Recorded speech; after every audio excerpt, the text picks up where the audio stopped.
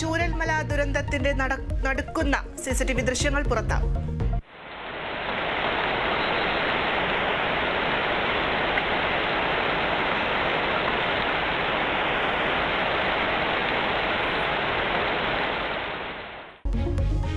വെള്ളം ഇരച്ചെത്തി കടകൾ തകർക്കുന്ന ദൃശ്യങ്ങളിൽ ദുരന്തത്തിൽ ഇനി കണ്ടെത്താനുള്ളത് 119 പേരെ.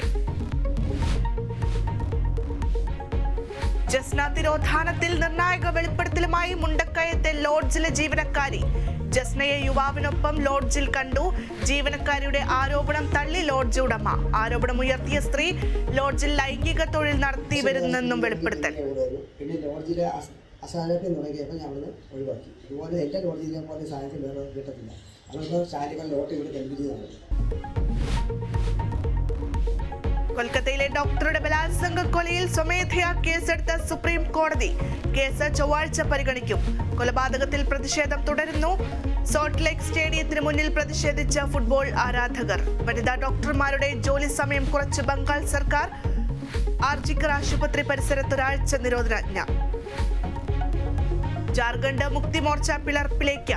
മുൻ മുഖ്യമന്ത്രി ചെമ്പൈ സോറൻ BJPയിലേക്കെന്ന സൂചന. സോറനും 6 MLA-മാരും ഡൽഹിയിൽ പാർട്ടിയിൽ അപമാനിക്കപ്പെട്ടെന്നും ചെമ്പൈ സോറൻ.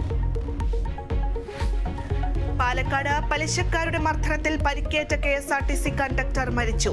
കുഴൽമന്ദം സ്വദേശി മനോജ് മരിച്ചത് ചികിത്സയിലിരിക്കെ. മനോജിന് മർദ്ദനമേറ്റത് ഈ മാസം 9-ന്.